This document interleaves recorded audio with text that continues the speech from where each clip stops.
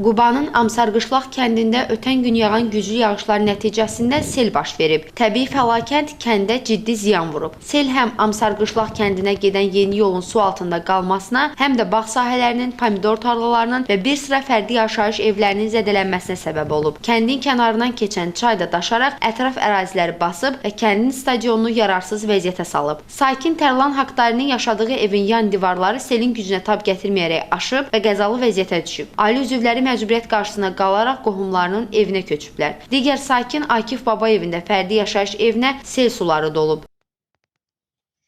Biz aidiyyəti üzrə qeyd etdiyim kimi dəymiş zərərin hesablanması istiqamətində işlərə başlanılması üçün aktlar tərtib edirik. O aktları da aidiyyəti üzrə rayon fövqəladə hallar komissiyasına yönləndirəcək.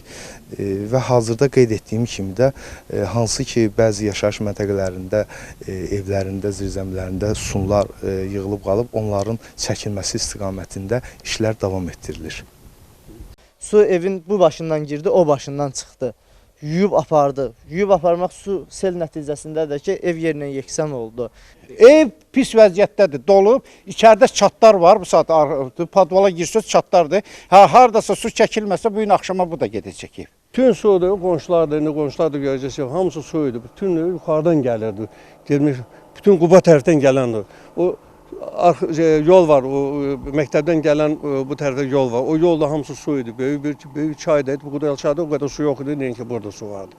Deməli, bizim zirzəmilər doldu. O bir evin həmçinin zirzəmləri doldu. İndi hal-hazırda çəkiş mümkün deyil, aparmaq mümkündür. Nasoslardır, sıradan çıxıb. İki dənə Espor nasosudur. Hal-hazırda sıradan çıxıb bütün dolub sular. Hazırda ərazidə təmizləmə və bərpa işləri aparılır.